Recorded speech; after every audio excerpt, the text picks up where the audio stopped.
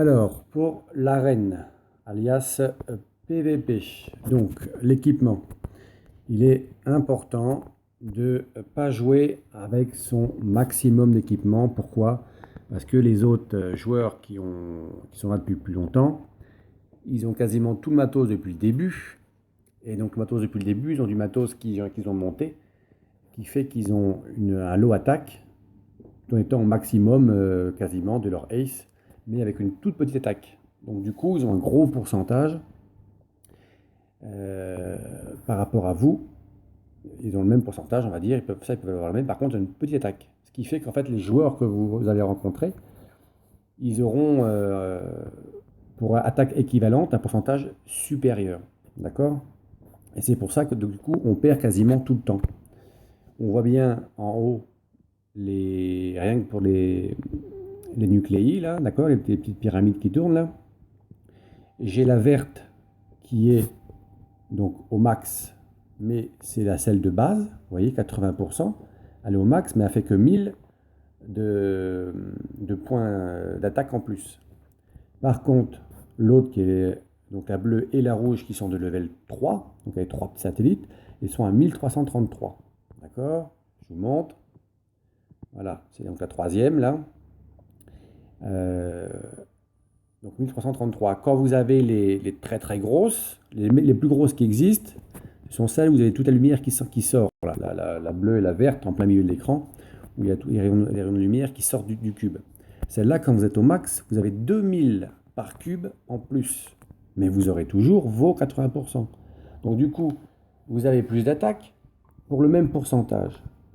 Donc du coup, les gens, vous êtes pénalisés en fait. Il faut une petite attaque avec le même pourcentage. Comme ça, ceux qui vont jouer, ils auront la même attaque que vous, mais vous risquez certainement d'affronter des gens qui n'ont pas les 80% maximum et ainsi de suite. Donc du coup, vous avez beaucoup plus de pourcentage et vous gagnez.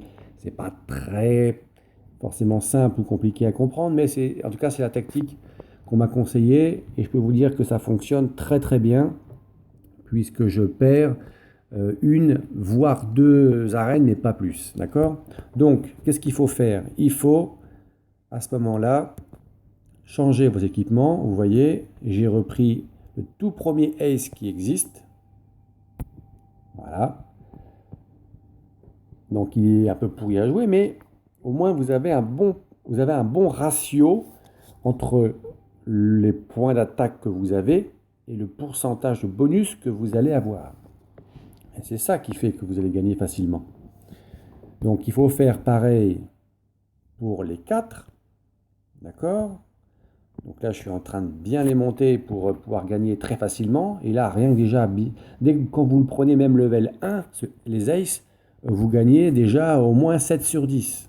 Donc, vous voyez, celui-là, il est à peine monté pour l'auxiliaire. Et pour le canon ace, on se retrouve donc avec, c'était les canons du Marshall ou un truc comme ça là. Voilà. Donc n'oubliez pas que c'est tous les premiers équipements violets, qui composent donc les deux équipements violets qui composent chaque ace. En plus, vous pouvez les acheter, bon, ils sont level 1, mais vous pouvez les acheter contre des pièces d'or dans le store. Hein, vous déplacez votre vaisseau, voilà. Puis après, vous choisissez l'onglet que vous voulez, comme là par exemple l'armure ou les auxiliaires. Et après, vous déplacez. Voilà, ça c'est les tout derniers. Donc ceux-là, évidemment, ils les vendent, mais ce sont des diamants. Et vous voyez que jusqu'à celui-là, qui est pourtant aussi très très bien, c'est des pièces d'or. Bon là c'est 100 000, ça fait un peu cher. Donc vous descendez. Voilà. Et après, donc, vous avez, ça c'est le C et le D. Donc D, je reviens. Pardon, c'est la petite bulle de conversation. Je reviens le C. Et là, on passe directement au S parce que justement, j'ai acheté les deux autres. Donc le B, il est à 18 888 pièces d'or. Et le A, il est à 28 000 ou 38 000 pièces d'or. D'accord? Donc bah, au début, vous faites quelques petites arènes que vous perdez, certes, mais vous gagnez des pièces d'or. Et il faut les acheter et vous montez votre Ace. Et là, vous êtes vraiment tranquille. Je vous garantis que ça passe très très très très bien. Voilà, donc très important. Je reviens en arrière. Le matos. Donc très important, prendre les lèses comme ça. Plus, il faut prendre donc les nucléi là, qui sont les plus faibles. D'accord? Donc en l'occurrence, si je vais envie de jouer, plutôt que de prendre 1333 et 1333, parce que là c'est du nucléi, on va dire, avec 3 satellites, là, level 3, et ben je prends le bleu qui est level 2. Voilà, j'ai que 60%, mais par contre, vous voyez, je descends à 413. Donc j'ai un très très bon. Les petits, il faut prendre les plus faibles, sont les meilleurs ratios. Par contre, si vous avez que du level 1, bah c'est pareil, il faut aller les acheter dans le store de l'escadron. Ils coûtent pas cher, ils coûtent 300 unités là, et vous en avez à tire-larigot, ça coûte pas cher du tout, donc ça va très très vite. Voilà. Après, pour les pilotes, là aussi, on va dans l'onglet pilote. Il ne faut pas prendre les pilotes les plus forts. Il faut prendre en premier, et ça, bon, il faut l'avoir débloqué évidemment, hein.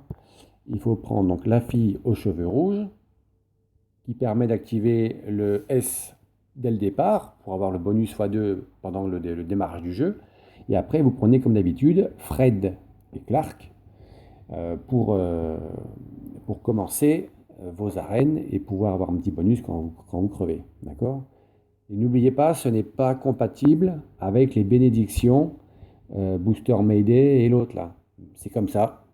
Ça sert à rien de le prendre en double, vous n'irez pas plus loin. Au contraire, ça va même être privilégié. Donc, par exemple, là, j'ai mon début de Fred qui fait 18 vagues. Et ben finalement, il en fera que 6, 7 ou 8 si je prends le bonus. Alors que là, j'en ai 18. Ok?